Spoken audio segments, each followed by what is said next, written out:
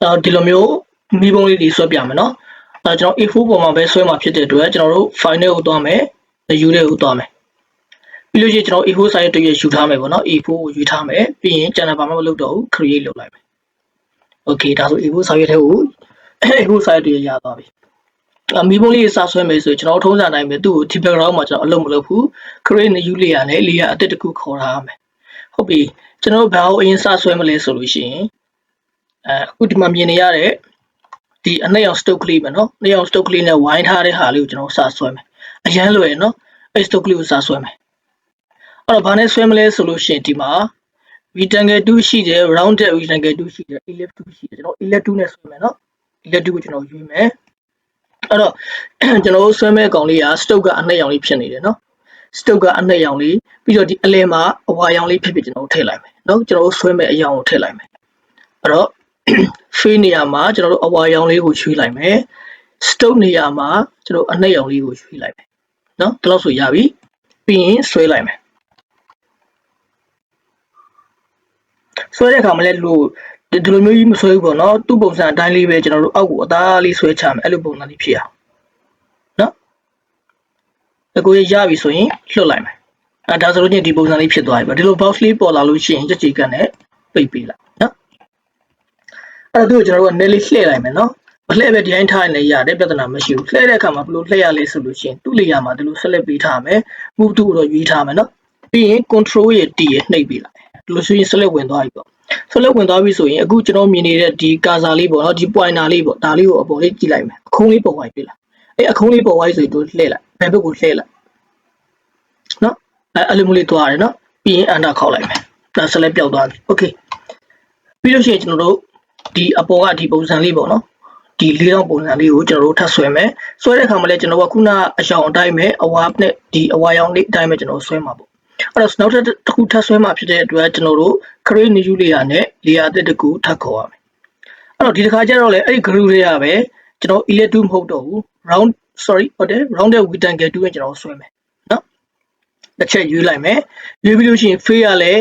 းအဝါရောင်ဟုတ်တယ်နော် stroke ကိုတော့ကျွန်တော်မထားတော့ဘူးဒီမှာသူ့မှာ stroke ဘာမှမရှိဘူးပေါ့နော်မရှိရတဲ့ကျွန်တော်တို့ဒါမှာ stroke ကိုမထားတော့ဘူးမထားဘူးဆိုတော့ကျွန်တော်ဒီနေရာမှာဒီခေါင်းလေးကိုရွေးပေးထားမယ်ဟုတ်ပြီနော်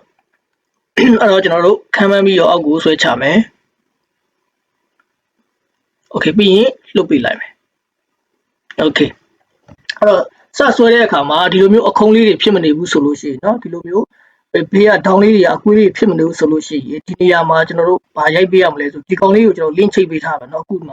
ှပြန်ရဲကောင်လေးကိုလေးတစ်ချက်ထောက်ပေးထားမယ်เนาะထောက်ပေးထားမယ်ဒီလိုမျိုးဒီ box လေးမကြောက်ဘူးဆိုလို့ရှိရင်ကျွန်တော်တို့ဘယ်တော့သွားကြည့်မလဲ window ထဲမှာ properties ဆိုတာရှိတယ် property ကိုကျွန်တော်ရွေးပေးထားမယ်เนาะရွေးပြီးလို့ရှိရင်ဒီလိုမျိုးကြာမှာပေါ့ကြားတဲ့ခါမှာအခုဒီနေရာလေးမှာကျွန်တော် link လေးချိန်ပေးရမယ်ပေါ့နော်တစ်ချက် layer ကောင်းလေးတစ်ချက်ထောက်ပေးလိုက်ဒါဆို link ချိန်သွားပြီအဲ့တော့ဒီနေရာမှာကျွန်တော်ဗာထည့်ပေးရမလဲဆို150 100အစရှိတယ်ပြီပေါ့နော်ကျွန်တော်100ရိုက်ထည့်မယ်ပြီးတက်ကြီးလေးနဲ့သွားမယ်100ပေါ့နော်100တစ်ခါရိုက်ပြီးလို့ရှိရင်တက်ကြီးပဲထောက်လိုက်ကျန်တာတွေအကုန်လုံးက100လေးဖြစ်သွားလိမ့်မယ်နော်ဒီမှာတို့အခုံးလေးတွေပြတာတွေ့လားထောင်းလေးတွေကအခုံးလေးတွေပြတာနော်ပြီး box လေးကိုပိတ်လိုက်တော့ okay ဒီကောင်လေးကိုကျွန်တော်ကသူနဲ့ဆက်ပါပေါ့နော်နေရာချပါပေါ့အဲ့တော့ကျွန်တော်ခုနနီးတိုင်းပဲသူ့ layer မှာ select ပေးထားမယ် move to ကိုရွေးထားမယ် control T နဲ့ select ပေးပြီးတော့ကျွန်တော်ဒီမှာဒီလိုအခုံးလေးပေါ်လာလို့ရှိရင်ဒီလို white ပေးလိုက်မယ်နော်အကြီးသေးရတော့ဘယ်ကောက်မှလိုက်ချိန်လို့ရတယ်ပထမ layer ကဒီစက်ဝိုင်းပုံစံလေးကိုပဲ site ပြန်သေးလိုက်မလားဒီကောင်လေးကိုပဲကျွန်တော် site ပြန်ကြည့်မှာကိုစိတ်ကြိုက်လုပ်ပြရတယ်အဲ့တော့ကျွန်တော် site အချင်းကျယ်လုပ်တဲ့အခါမှာ shift key လေးကိုဖိထားလိုက်နော် shift key လေးကိုဖိပြီးဆွဲလိုက်နေရာချမှာပေါ့နော်အဲ့တော့ကျွန်တော်ဒီစက်ဝိုင်းလေးကအောက်ကိုရောက်နေရနော်ဒီ stroke လေးကဒီအကောက်ကလေးကကျွန်တော်တို့ဒီမှာအောက်ကိုရောက်နေတယ်အဲ့တော့သူ့လေအောင်ကျွန်တော်တို့ကအပေါ်တင်ပေးလိုက်မယ်နော်ဒါဆိုအပေါ်ရောက်သွားပြီပေါ့အဲ့တော့ဒီကောင်လေးကိုပဲကျွန်တော်တို့လိုက်ပြီးညှိမယ် control D နဲ့ select ပေးမယ် shift key လေးနဲ့ကျွန်တော်တို့နည်းနည်းဆွဲချဲ့မယ်နော်ပြီးတော့ keyboard ကနေ up arrow down arrow လေးတွေနဲ့ကျွန်တော်တို့ကစားကြည့်မယ်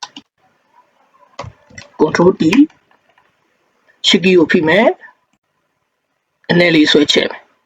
နော်ကိုအဆင်ပြေတဲ့ပုံစံမျိုးလေးတော့ okay အဲဒါဆိုလို့ရှိရင်အဆင်ပြေသွားပြီပေါ့နော်အဲ့တော့အဲ့ဒီမှာကျွန်တော်တို့ကဒီမီးပုံးလေးကိုတယောက်နဲ့မထားခြင်းဘူး ဒီမှာပြထားတဲ့အတိုင်းပဲဒီမှာတချို့ပုံတွေဆိုကြည့်လိုက်နော်အယောင်ဆက်ထားတာရှိတယ်နော်တယောက်နဲ့မဟုတ်အဲ့လိုတယောက်နဲ့မထားချင်ဘူးကာလာတွေပြောင်းချင်တယ်ချင်းချင်တယ်ဆိုလို့ရှိရင်ကျွန်တော်ဒီမှာသူ့လေယာဉ် select ပေးထားမယ်ပေးပြီးလို့ရှိရင် f-face ကိုသွားမယ်နော် f-face မှာပြီးရင် gradient overlay gradient overlay ကိုရောက်လို့ရှိရင်ကျွန်တော် color တွေလိုက်ချိန်လို့ရတယ်နော်ကိုစိတ်ကြိုက် color တွေချိန်လို့ရတယ်ဒီနေရာလေးမှာကျွန်တော်တို့တစ်ချက်ထောက်ပေးလိုက်မယ်ထောက်ပြီးလို့ရှိရင်ဒီမှာသူက2ရောင်ဆက်ထားတာပေါ့နော်ဒီအစိမ်းရောင်လေးနဲ့အဝါရောင်လေးနဲ့အဲ့တော့ဒီမှာအစိမ်းရောင်လေးနဲ့အဝါရောင်လေးနဲ့အဲ့တော့ဒီအရောင်တိုင်းကိုပဲကျွန်တော်တို့ဆက်ထားမယ်ဆက်ထားပြီးတော့ဘာဖြစ်လို့ဒီအဝါတွေကြားထဲမှာအစိမ်းကရောက်နေလဲဆိုလို့ကျွန်တော်ဒီမှာ diamond ကိုယူထားလို့ဖြစ်တယ်အဲ့တော့ဒီနေရာမှာကျွန်တော်ရွေးကြည့်ပေါ့နော် linear ရွေးကြည့်မယ် width ကိုရွေးကြည့်မယ် angle ကိုရွေးကြည့်မယ်ကိုအဆင်ပြေတဲ့ပုံစံလေးထားလို့ရတယ်နော် reflected ကိုရွေးကြည့်မယ်โอเคဒီတိုင်းလေးကြိုက်တယ်ဆိုဒီတိုင်းလေးထားလို့ရတယ်အဲ့တော့ကျွန်တော်ဒီမှာ degree ကိုလည်းကျွန်တော်လိုက်ပြီးတော့စောင့်ကြည့်လို့ရတယ်စောင့်ကြည့်ပြီးတော့သူလိုက်ပြောင်းတဲ့ပုံစံကိုကြည့်ပေါ့နော်ကိုကြိုက်ရင်ထားလို့ရတယ်နော်အဲ့ကိုကြိုက်ပြီးတော့ထားလို့ရတယ်မကြိုက်ဘူးဆိုရင်တော့ပြန်ပြီး cancel လုပ်ပေါ့နော်ဒီမှာ reverse ကိုနှိပ်ကြည့်ရင်ရတယ်နော်โอเคအဲ့တခုပြီးသွားပြီဒီတစ်ခုပြီးလို့ save ဖြစ်ပြီဆိုလို့ရှိရင်သူနှစ်ခုကိုကျွန်တော်တို့ပေါင်းခဲ့လို့ရတယ်နော်ဒါပေမဲ့မပေါင်းသေးဘူးကျွန်တော်တို့နောက်ထပ်ပုံတွေထပ်ဆွဲအောင်မှာဖြစ်တဲ့အတွက်မပေါင်းသေးဘူးပေါ့နော်အဲ့တော့ကျွန်တော်တို့ဒီဘေးကအဝိုင်းလေးကိုဒီအဝိုင်းလေးပေါ့နော်အခုမြင်နေရတဲ့စဝိုင်းအဝိုင်းလေးကိုတိတက်မဆွဲတော့ဘူးနောက်ထပ်လေးရအသက်တစ်ခုပွားလိုက်မယ်နော်အော်တာကိုမူတူကိုရွေးထားမယ်သူ့လေအောင် select ပေးထားမယ်အော်တာကိုဖိပြီးတော့အောက်ကိုဆွဲချလိုက်ဒါကျွန်တော်တိတက်ဆွဲစရာမလိုတော့ဘူးပေါ့ဟုတ်ပြီနော်အဲ့တော့ဒီမှာကျွန်တော်အဝါရောင်မလုပ်ရှင်တော့ဘူးတခြားသောအရောင်တစ်ယောက်ပြောင်းမယ်ပန်းရောင်လေးကိုပြောင်းမှာပေါ့ပန်းရောင်ပြောင်းမယ်ဆိုလို့ရှိရင်ကျွန်တော်တို့ဒီမှာ rectangle 2တော့ပဲတစ်ချက်ထောက်ထားပြီနော်ထောက်ပြီးရင်ဒီမှာပေါ်လာပြီနော်အပေါ်မှာပေါ်လာပြီနော်အပေါ်မှာပေါ်လာပြီအဲ့တော့အဲ့နေရာမှာကျွန်တော်တို့ကသွားပြီးတော့အရောင်တစ်ယောက်ရွေးပေးလိုက်မယ် shape ပေါ့ဟုတ်ပြီ stroke ကတော့အနှစ်ပဲထားမယ်နော်ပြောင်းတော့ဒါဆိုလို့ရှိရင်အစင်းလေးရသွားပြီပေါ့ okay အဲ့တော့ဒီမီးပုံးလေးကိုလည်းကျွန်တော်တစ်ချက်ထောက်မယ်နော်ဒီ layer လေးကိုတစ်ချက်ထောက်မယ်ပြီးရင် move to ကိုရွေးမယ် auto ကိုပြီးပြီးတော့အောက်ကိုဆွဲချပေးမယ်ဒီကောင်လည်းခုနလိုပဲကျွန်တော်တို့သွားပြီးတော့ color တွေချိန်ပြလို့ရတယ်နော်နေရာချမယ်ချပြီးလို့ချင်းဒီကောင်ကိုကျွန်တော်တို့ color ပြောင်းခြင်းဘယ်လိုပြောင်းမလဲခုနကကျွန်တော်ကဒီမှာ gradient overlay လုပ်ထားတဲ့အတွက်ဒီအောင်ဖြစ်နေတာနော်အခုဒီမှာဒီလုံးလေးမှိတ်ကြည့်လိုက်နော်အကောင်ဒီလုံးလေးမှိတ်ကြည့်လိုက်ပြီးတော့ဒီမှာ gradient overlay ဆိုတဲ့ဟာလေးကိုမျိုးလုံးလေးမှိတ်ကြည့်လိုက်ဒါသူ့ရဲ့မူရင်းအရောင်ကျွန်တော်စဆွဲခဲ့တဲ့အဝါရောင်ဖြစ်တယ် gradient overlay ထည့်လိုက်တာဖြစ်တဲ့အတွက်ဒီပုံစံလေးဖြစ်သွားတာအဲ့တော့ကျွန်တော်တို့ကဒီရောင်မထားဘူးနောက်တစ်ရောင်ပြောင်းမယ်ဆိုရင် gradient overlay လို့ပါတဲ့ဒီနေရာလေးကိုနှစ်ချက်ထောက်ပေးလိုက်နှစ်ချက်ထောက်လိုက်လို့ပေါက်လေးကျလာပြီအဲ့တော့ဒီပန်းရောင်လေးနဲ့အနီးဆုံးအရောင်ကိုကျွန်တော်တို့ရွေးပေးမယ်ဒီကောင်လေးကိုလည်းကျွန်တော်တို့ပန်းရောင်လေးထားပေးမယ်ကိုလိုချင်တဲ့ပန်းရောင်ကိုဒီမှာလိုက်ပြီးတော့ရှာနေစားမလို့ဘူးဒီမှာဒီအခုမြင်နေရတဲ့ကျွန်တော်ပြတဲ့နေရာတစ်ချက်ထောက်လိုက်ဒါဆိုဒီပန်းရောင်လေးဒီကိုဝင်သွားပြီနော် okay ဒီကောင်လည်းကျွန်တော်တို့တခြားသောအပြာလေးတစ်ခုကျွန်တော်ရွေးထားကြည့်မယ်ပြီးရင် okay ပြီးလိုက်မယ်အဲ့ဒါမှကျွန်တော်တို့ကဒီမှာလိုက်ပြီးတော့ angle ကိုလိုက်ပြီးတော့ကစားလို့ရတယ်เนาะသူလိုက်ကစားလေးဒီမှာလိုက်ပြီးပြောင်းလေးဟုတ်တယ်เนาะကျွန်တော် reverse ကိုအမှန်ချင်းဖြုတ်ကြည့်မယ်ဒီအကြိုင်ထားမယ်မကြိုက်ဘူးဆို reverse ကိုထပ်ပြီးအမှန်ချင်းပေးထားလိုက်မယ်ဟုတ်ပြီเนาะပြီးရင် okay ပေးလိုက်မယ်အဲ့တော့ဒီနည်းလေးကမီးပုံးဆွဲနည်းလေးအရန်လွယ်ကူတယ်နောက်တစ်ခုကကျွန်တော်ဒီနားလေးမှာမီးလုံးလေးတွေဆွဲမှာပေါ့เนาะမီးလုံးလေးတွေဆွဲမယ်ဆိုတဲ့အခါမှာကျွန်တော်သူ့ layer ကိုတစ်ချက်ထောက်ကြည့်မယ်เนาะဒီမှာကျွန်တော်ရွေးဖို့အဆင်မပြေဘူးဆိုရင်ကျွန်တော်တို့ဒီနားလေးမှာကျွန်တော်ဒီပုံလေးကိုလိုချင်တာဖြစ်ဒီပုံလေးကိုကျွန်တော်တစ်ချက်ထောက်လိုက်မယ်ဒါဆိုသူ့ layer ကိုရောက်သွားပြီပေါ့မျက်လုံးမှိတ်ကြည့်မယ် okay အဲ့ layer ရဲ့အပေါ်မှာပဲကျွန်တော်တို့ layer အသစ်တစ်ခုခေါ်လိုက်မယ် create new layer เนาะဒီ layer ပေါ်မှာကျွန်တော်မီးလုံးလေးတွေဆွဲမယ်ဆွဲတဲ့အခါမှာဆွဲနည်းတွေကတော့အများကြီးရှိတယ်ပေါ့เนาะအဲ့ဒီထဲမှာကျွန်တော်ဆွဲတဲ့နည်းကကြတော့ကျွန်တော် brush ကိုကျွန်တော်ရွေးလိုက်တယ်